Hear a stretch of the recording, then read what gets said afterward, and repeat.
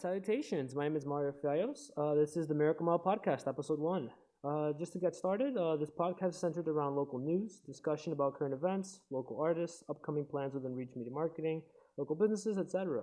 Essentially, we'll be producing some episodes probably once a week at the time. And have guests over who are either local influencers, business people, anyone that we're interested in talking about. So we're talking about current events mostly. But anyway, having me today is Enjae Chris. Yo, yo. And our own videographer and photographer, Diego. Hey, how are you? Alrighty, fantastic. Anyway, starting off the year 2021, huh? A lot of shit happened to us. A lot of things went on. We've all had our fair share of experiences in 2020. Anyway, I'd like to start things off with the fact that we had a few events in 2020. And amongst those events, Enjae Chris had his own pop-up shop. Would you like to talk about that, homie? Yeah. That's a good place to start. It's really recent, like 2 months ago, in November. That event was crazy because I feel like it really unfolded in ways we couldn't predict. Like me, myself, and me through working with Reach, because like I was talking to, Reach Media Zone Terry about the event in the beginning of November, about like throwing an event in the next 3 weeks. And then just 1 week after locking it in, they changed like the new COVID guidelines saying that there's no more than 10 people allowed inside. Yeah, that was a big restriction on stuff. And I was like, damn, like I'm trying to do a pop-up shop and have more than 10 people inside, obviously. So, it's like one of those obstacles that just makes you better though, because I had to like find a way to outwit that. So I took advantage of how Reach Media is, and it's like an indoor and outdoor place. Okay, like I have more than 10 people in the vicinity, just 10 inside at a time. So from there was a point where I was gonna try to like schedule it like on some like have people like not RSVP but like let me know when they're coming so I know that there's be more traffic around. But the way it unfolded itself, like people kept just coming at different times. And it was a two-parter event, correct? Yeah, it was 2 days back to back. Yeah. November 21st and 22nd. Yeah. And how did the first day go and how did the second day go for you? Second day was smoother. I guess the first day was kind of like I don't know how to explain it. Like I wasn't really nervous about it, but I just like didn't know what to expect. Yeah. And it was like a little slow at first, but then towards like the middle of the hours of the event, it was pretty good. Yeah. But anything that happened the first day definitely helped like the greater success of the second day. And the second day when the bag I think people like on social media were just seeing like what it was like, and they like felt like they missed out on stuff. So I was like, hey, like it's still a second day, and I had held out on some stuff too though. Like I didn't like put like all my eggs in the same basket for the first day. So that looked like a very. So I gave people like a lot of hope for the second day, and the second day was really nice.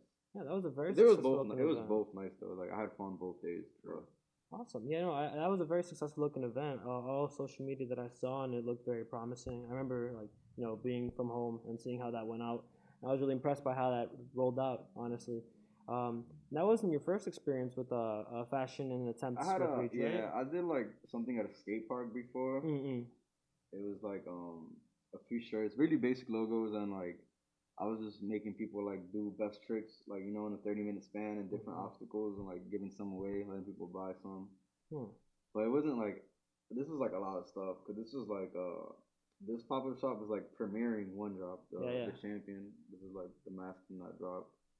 Even though this wasn't available at the pop shop, it was like what came afterwards. But like, it was like that was the first time I like planned like to like release something for the first. Like I was taking pre-orders all month for them, but like no one had it though. It was like that was the event that is like okay, like I'm gonna have it here.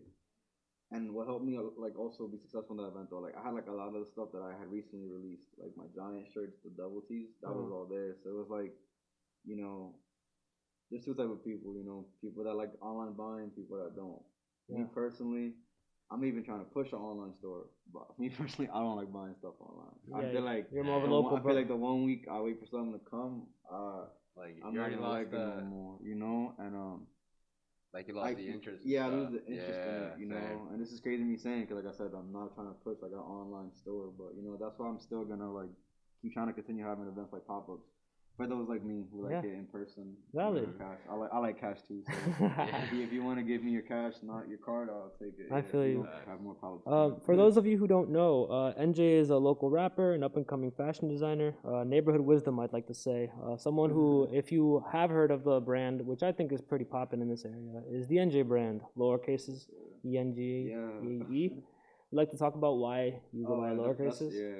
Yeah, I'll let people know this. This is I don't know. It's nothing special about it. I don't think it's for any reason. I just if you pay attention to how my logo is like on shirts or anything, because like some like certain platforms will change it, but I like having my name spelled in lower cases because I just feel like that's it's a good the aesthetic. font. Yeah, that's the aesthetic that suits it. I don't know. Yeah, it's It's memorable, like honestly.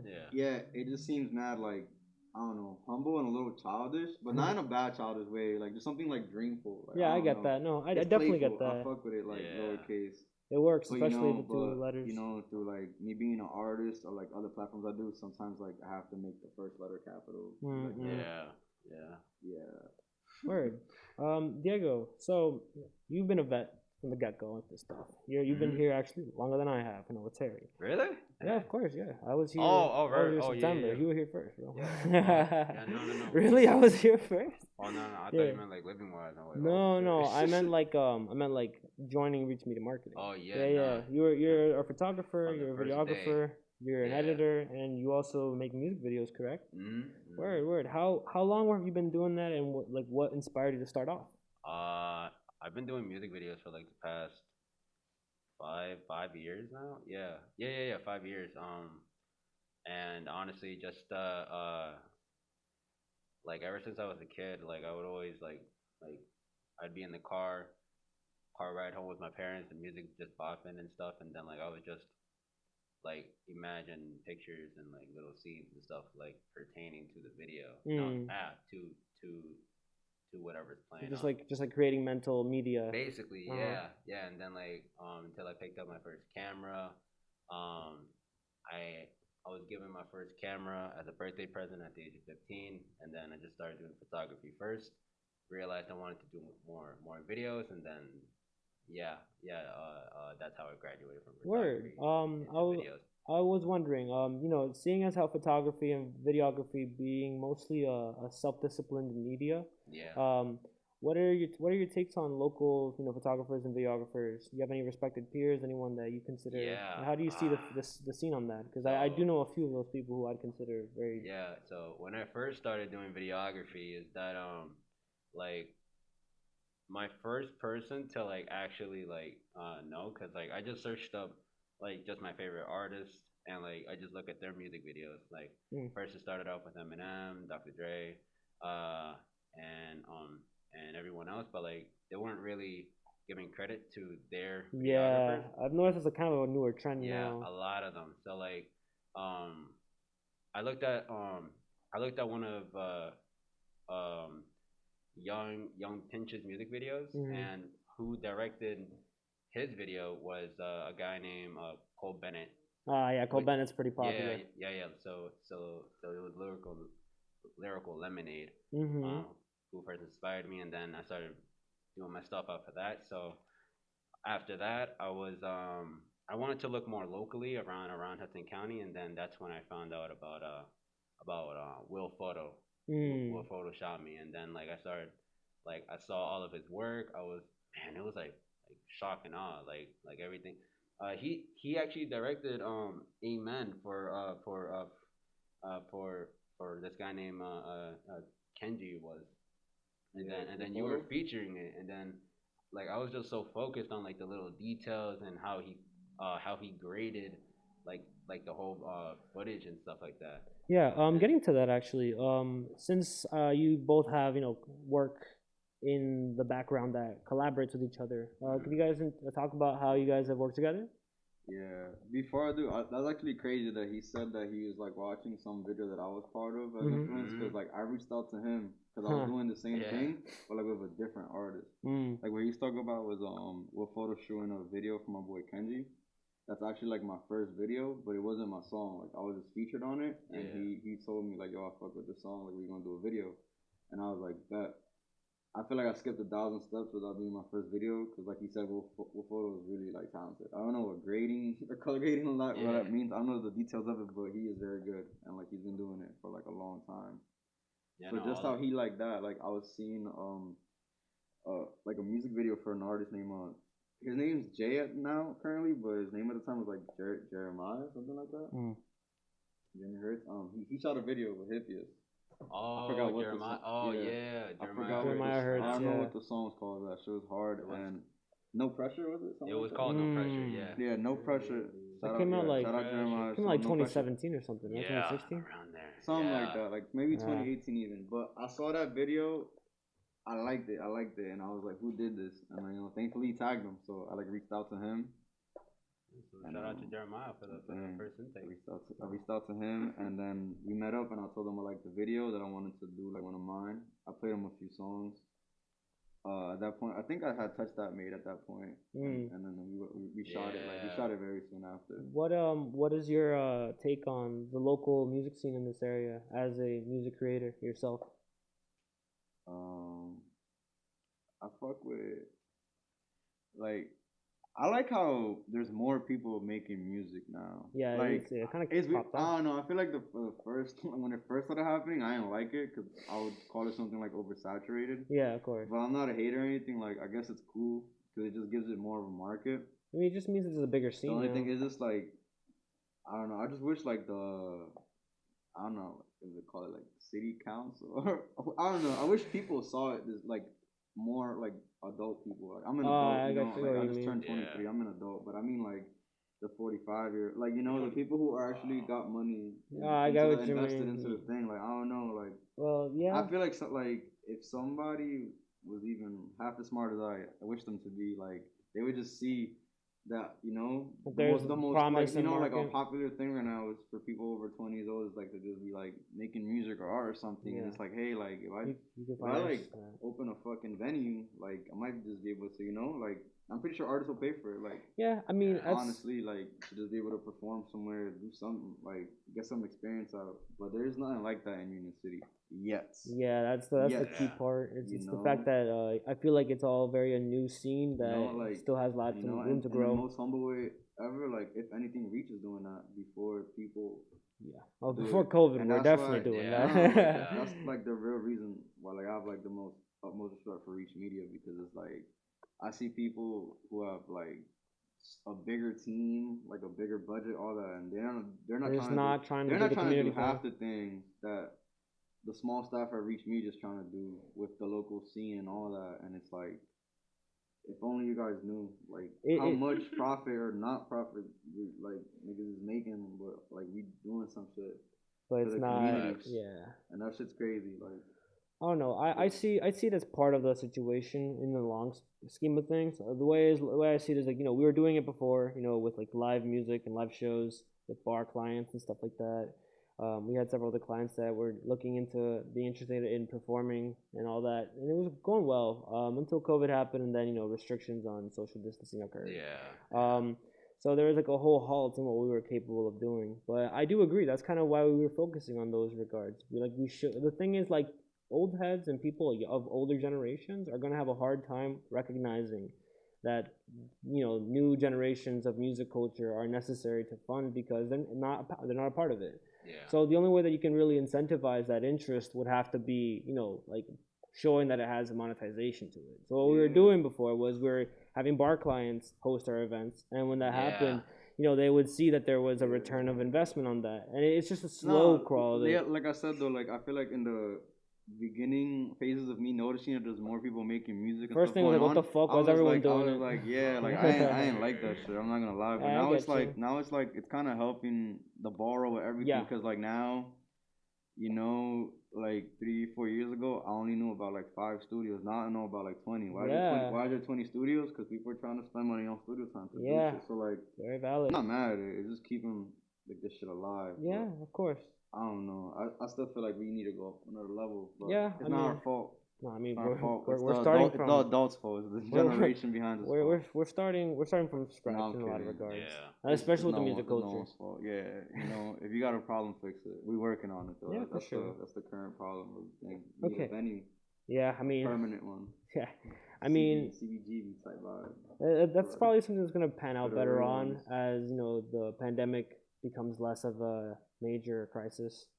I'm gonna go ahead and change the subject onto something that is a question for both of you guys. Yeah. I'm gonna start with Diego. Diego, how did your environment inspire your current ambitions? Like, how did North Hudson specifically, as an area, help you like do what you do best? Honestly, yeah. So I came here when I was like around like 10, 11. Started off in the fifth grade.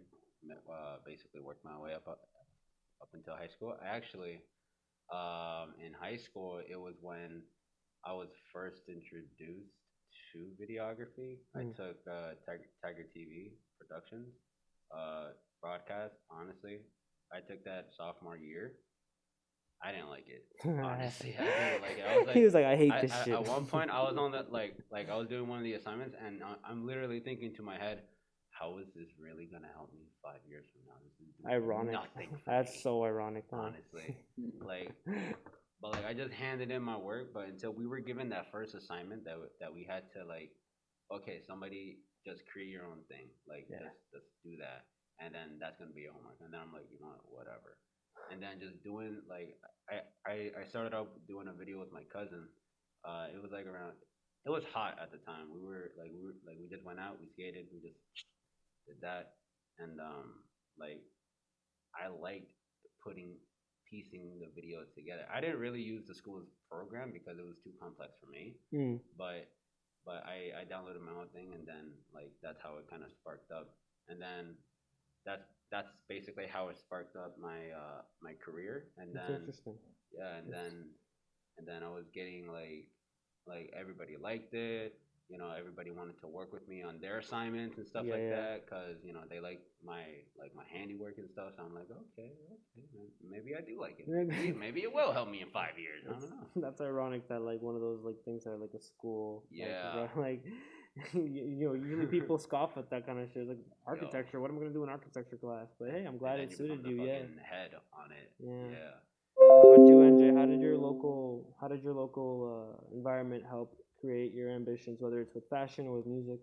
Well, I feel like in the in the beginning of me starting to do anything before I got to like thankfully travel for what I do, I feel like that was everything that I was inspired of. Like, you know, like I come from like Hispanic descent, but like that's definitely not what like gives the flavor to like my music right Okay. now. So I'm Spanish music or like my clothing shit. Like I feel like like I very exclusively like belong and represent like North Jersey, you know, like North Hudson to be exact.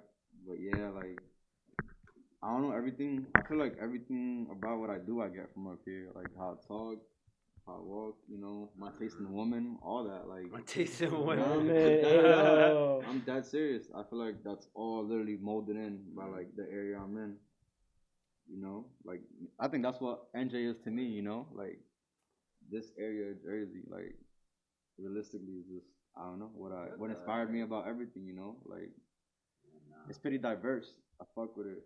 Yeah, You know, in Union City, if we're talking about Union City to be specific, it's like it actually is factually like if you Google it, like the most densely populated like city in the United States. We have like a little bit of everything. Well, that's crazy. I didn't Like see it that way. it actually is. Yeah, Holy there's shit. like Cuban, Dominican, Puerto Rican, Mexican, Jewish, all that. Oh yeah, there's But a you don't whole even. Jewish. But like that's the thing. The thing that I love is you don't even need to tell you the statistics though. Like we in Union Yeah, you City. feel it. It's like we in very Union City compact. right now. We outside. Like you see it. Yeah, How yeah. much different people you gonna see when you step out of here. That is valid. So I feel like it's dope because I feel like I've just always been open to everything. You know, like I have all type of friends. You know, Hispanic, white, like all that, and there's all that here too. Like you know, in this area. So if you ask me how my area is all the way, like I don't know. Yeah, it's just your lifeblood. Yeah. It's me. Word, valid. It's me, and I'm that. So yeah. let's put it a little more. Let's pinpoint then if that's the case. Yeah. Okay, so on some North Hudson shit. Yeah. What is your take on Bergen Line Avenue, like as it means to you? Who'd like to go first on that one? Who'd like to go first, Diego? I got you. Because when I first came here, my father, so I started off doing stuff with my father. I practically worked for him because he started a business here, working for Direct TV, and I just remember just waking up, packing the tent inside. We packed the tent literally inside the car, and we just drove from wherever, and we just pop up anywhere up on Bergen Line. And then I would just help him just pass out flyers, and then he would do all the talking, trying to sell the product. But like I've been doing that for like many years. He like he would send me personally because he didn't have anybody else. He was like, hey Diego, just grab this whole stack of flyers and just like prospect and just toss them pass out. them to people, give them to everybody, houses, cars. That's like such a cultural thing business. for Bergen Line. Yeah.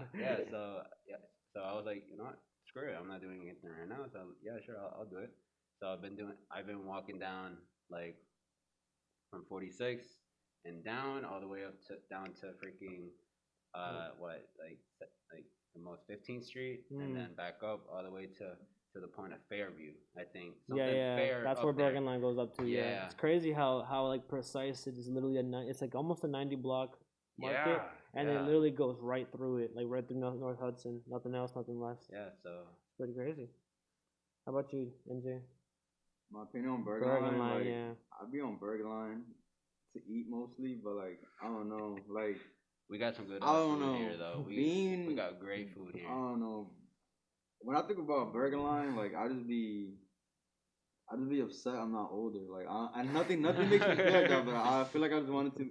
I feel like I could have enjoyed Bergen Line if I was if I would have been there when I was younger. But like but I wasn't the age. You know what I'm saying? Like I don't know, cause like I feel like most of the money made on Bergen Line is just like by older people. Like it's like 30-year-olds plus going to bars and these food places, taking their kids there, all that. Yeah, like, they just own the property and it's old families. So how do I explain? Like I love it. Don't get me wrong, but it's like I don't know. I haven't seen my way in there yet, but I don't know. Who knows? Maybe an Enjae store coming on Bergen Line. So I do need a store. Documentary. Oh, that'd be crazy if you were on Bergen Line. It got the traffic, but yeah, maybe that's what I need, like for the balance. Cause I don't know, I just don't see like no young people. Like if you find real estate on Bergen Line, that would be a good move. Yeah, for real. That would be a good move actually. Personally, I'm not gonna lie. When I was out here, like ages like I want to say like 7 to like 18, 17 or so. I actually hated Bergen Line. I was not a fan. I feel you on that. Yeah, like if I meant like going with my mom, like if I knew we were going to Bergen Line, I know we taking long. Yeah, in that sense, maybe. Yeah, no. I personally, I wasn't really originally proud of where I came from. And then I went off to Rutgers University. I went out there for like 4 or 5 years. Finished college, and then I came back and started slowly, paying attention to the area. And like I came to understand that like there's a lot that I took for granted, Yeah. And I started really recognizing that like there's a lot of potential in the area, like we're right across the Hudson River, right across New York, literally. It's like easier to travel to New York than it is to travel to like the middle parts of New Jersey. Yeah. Like if you were trying to get to fucking Princeton, like you gotta get a bus to Newark or an Uber to Secaucus, and then take a train that like lasts 45 minutes. Wow. If you want to go to New York, you just go to Bergen Line or you go to Boulevard East. You'll be there in 20 minutes. Less, 15, even if there's no traffic. It's honestly really ironic. So I personally learned to recognize that it's a place that has a lot of promise and a lot of potential. And sooner or later, people with money are gonna recognize that. Yeah. And they're gonna say, "Oh wow, look at this property right here. That's like very affordable in comparison to like Tribeca or like Lower East Side." Yeah. And then eventually they're just gonna swoop in. So I think it's very necessary to do the work we do here at Reach, which is help local businesses and put out local artists so that when the day comes, which is inevitable because progress is a necessary thing, it's important to make sure that we at least have a limelight on something that comes from our culture. Because as Enjae said it himself, we have a culture out here. We're at North Hudson. Everything about the craft that you make is North Hudson.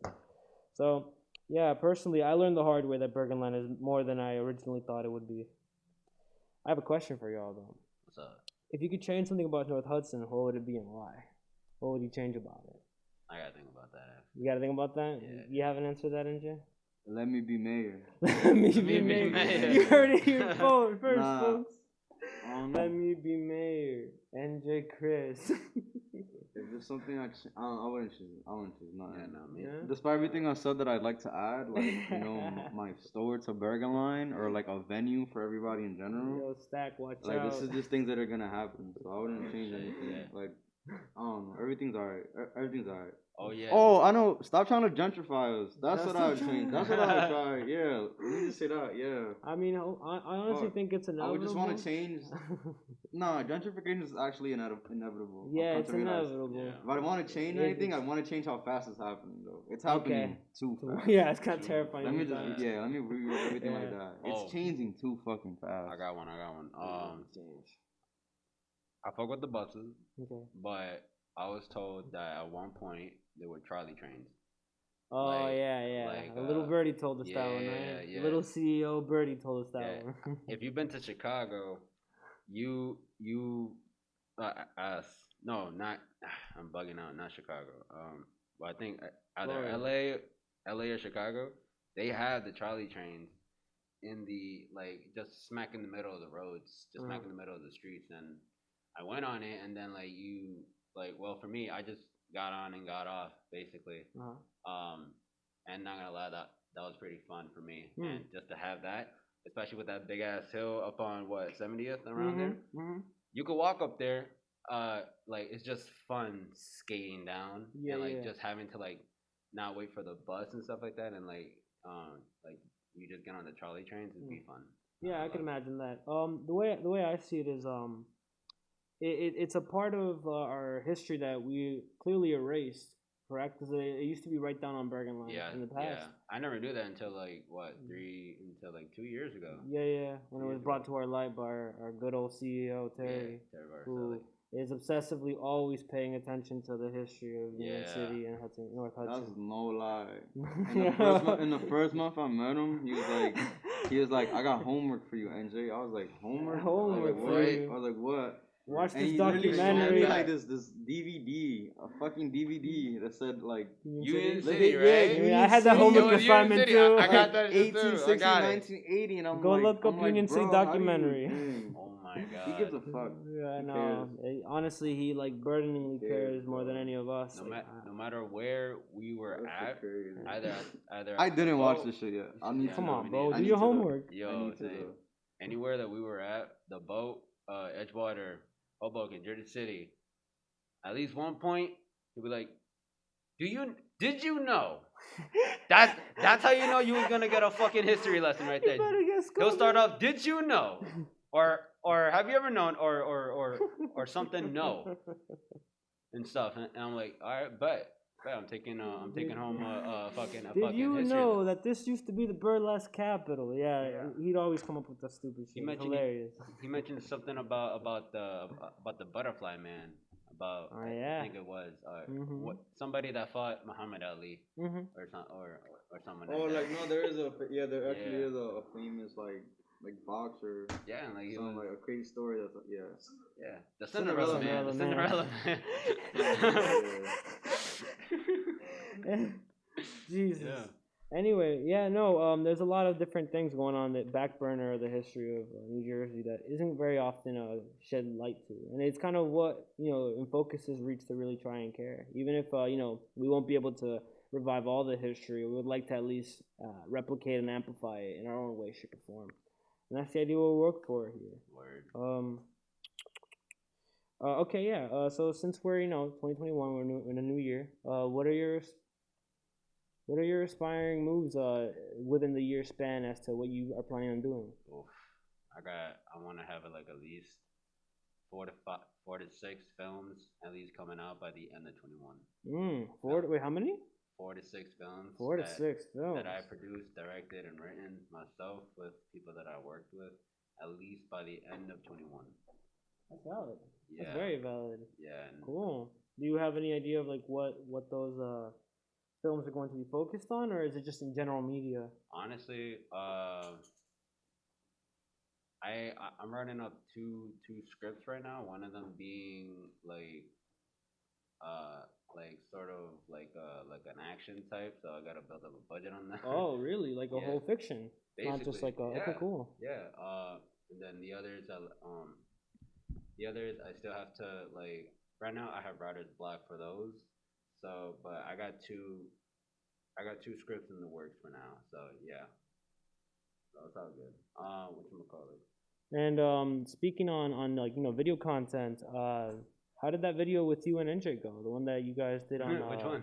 Because you did one with Hannibal, correct? Yeah. Hondos. Yeah. When was that? When was that shot anyway? That was end of the summer. Yeah. End of the summer. Solid. Yeah, that was like kind of like a Reach Media exclusive because it's like I got provided the locations from Reach Media. So yeah, we actually even did a scene here. It just looked different in here, but we did a scene here. This place always looks fucking different. Yeah, that's the good thing about it. So yeah, very versatile location to use. Yeah. And one day you come in, like that's over there, that's right there. One day you come in, there's like 5 TVs. Yeah, like 3 couches. I'm like, where the? All right, Enjae, how about you? What are your upcoming moves? Do you have anything planned out for 2021? I'm just trying to challenge myself to like have like the most consistent year I've had up to date. Yeah. Just because like. Same. I guess I've always done like, little cool things here and there that get support and stuff, but I feel like I never like really like just kept it coming like that a lot. But I got things on schedule right now. Things are about to drop. Projects too. Like I've only been dropping a project a year. This year I'm realistically doing 3 by June. So that's already like that's exciting. That's kind of crazy. Like that is definitely exciting to hear. Yeah, I feel like I just realized that too as it came out of my mouth. But like facts though, like realistically, for anyone keeping track, I do be dropping like about a project a year. Now I know I'm about to drop 3 of them. That's before that's June. Hard work. So that's already like definitely work to we put on 300%. But not just with that, with the merch too. Because this recent year 2020, like it just proved to me a lot about merch. Like it's retail, like, baby. Before, like I couldn't really like like point out what it really was. I was like, oh, are people like buying my clothes because they fuck with my music?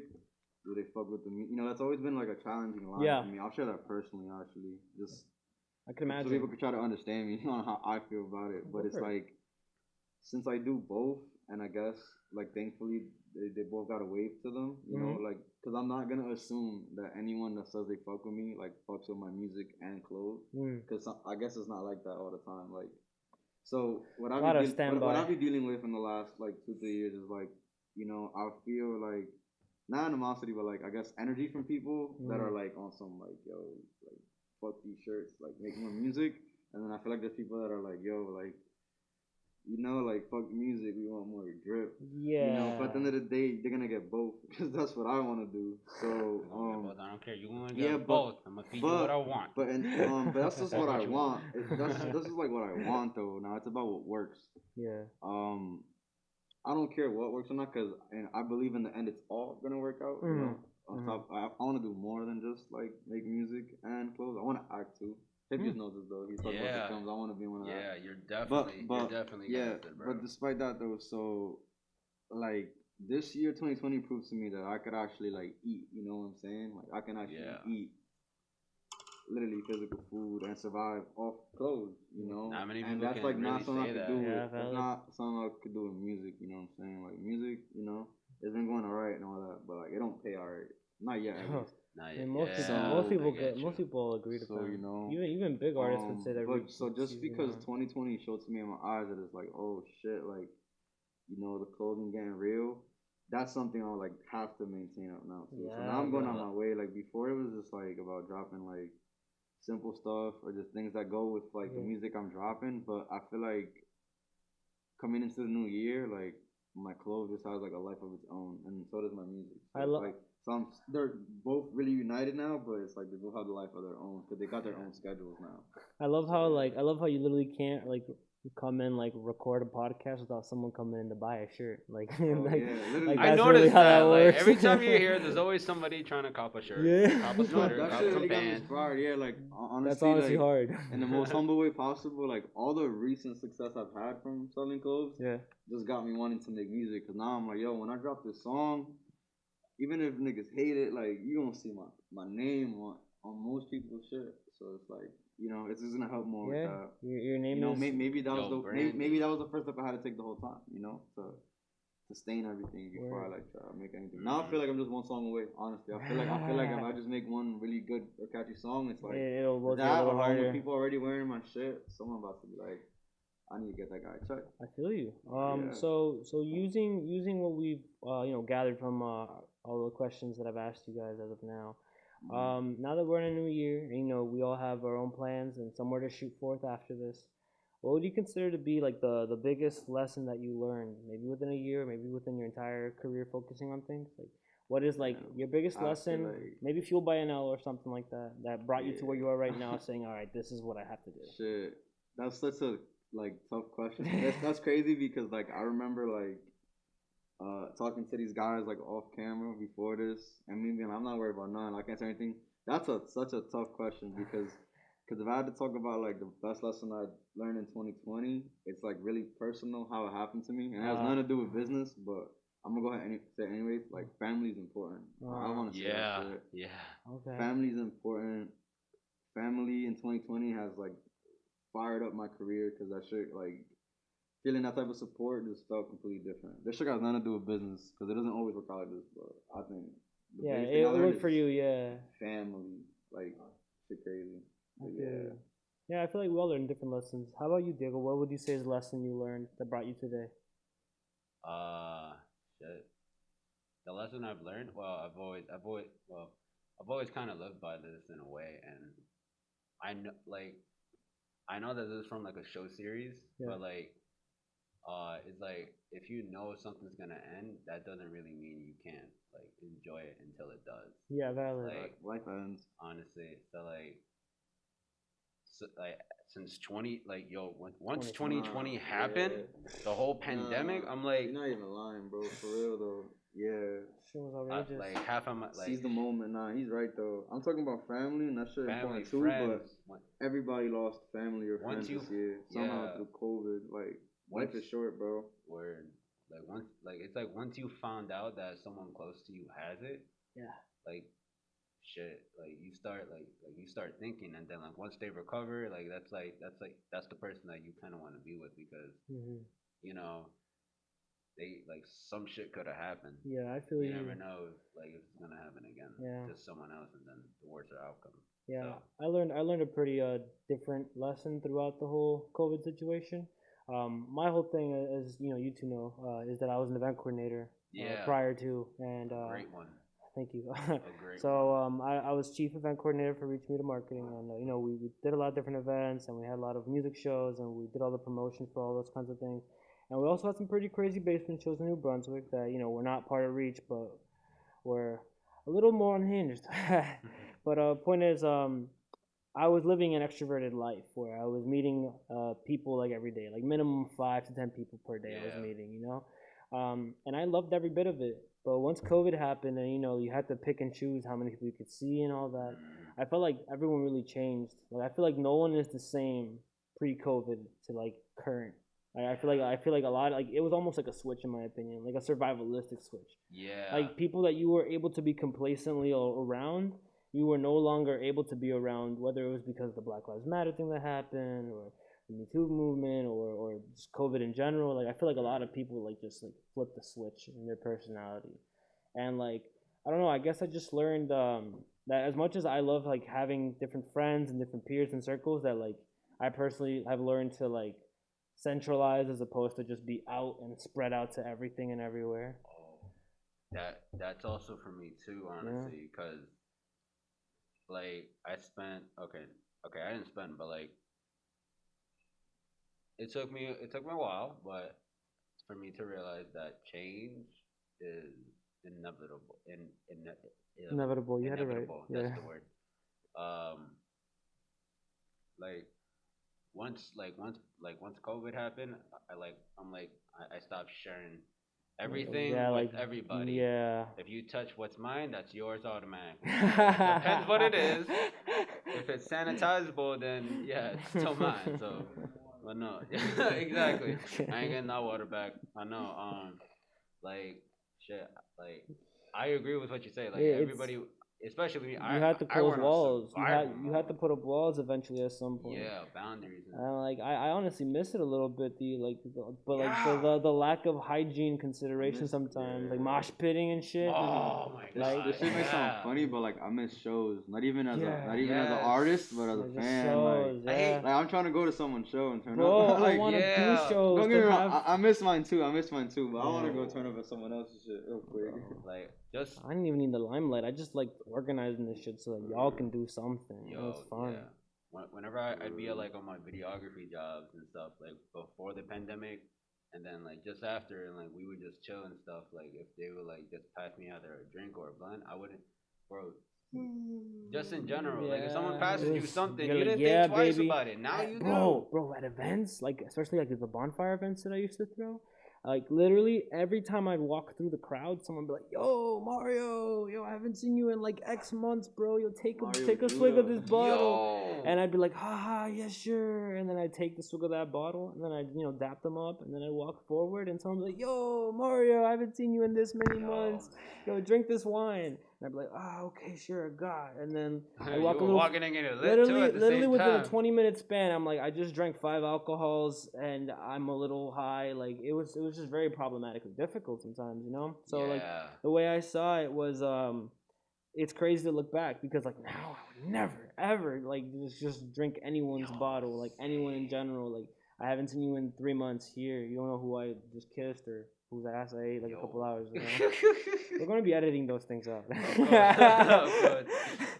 But yeah, no, it's a different climate, and hopefully 2021's a tamer one because I feel like there was so much going on last year that people weren't even reading the energies that they were like really providing or going through. A lot of us were all just reacting to shit. And then like having shit on top of shit. Yeah. So. Well, anyway, we're gonna reach to the final leg of this whole chapter, this whole podcast, where we're gonna just basically promote a few things out there that we all fuck with. We had a toy drive with UC Living recently. It was what was it, the 23rd of December, right? The 23rd of December, and it was a very successful thing. I personally was not a part of being there in person. Me neither. But Terry took charge on that. Enjae was there. Thank you for being there for that, of course. And we were able to get out at least like 70 toys, I believe, right? Photo shoot happened. Chocolate. We had a balloonist making like little helmets. Yeah. It was a very wholesome looking thing, and I just appreciate that we're able to do those things and have the ability to provide events that aren't monetarily focused. Because most of the days, whenever we have something that's monetarily focused, really just to pay for the fucking place. Like, there's not a lot of like getting it into your own pockets going on here. It's not really the effort we're going for. At the most, we're trying to get clients their money, or we're trying to pay rent. Everything else is community based, and I love that event happened because it proved it in the most like innocent and childlike way possible, as opposed to being something like a show that could have beneficial gains. It felt good for me too because I was like. We did the toy drive like in the same exact location and exactly a month away from when I did the Shop. So it was like giving back. It felt good to give back right away. Yeah, that's valid. That, you know what I'm saying? Because it's like, it's like a lot of people just. I feel like people just will see people do nice things, and the only thing they have to say is like, "Oh, like I would too." But they never do it. I had the money, but it's like but they never do it. I didn't do anything. I just showed up. You know what I'm saying? You could do a lot by just showing up. I feel that. It's if you think like that, it's a poor excuse for not doing anything to help anybody. Like it's not just about money. There's more ways to help. You know what I'm saying?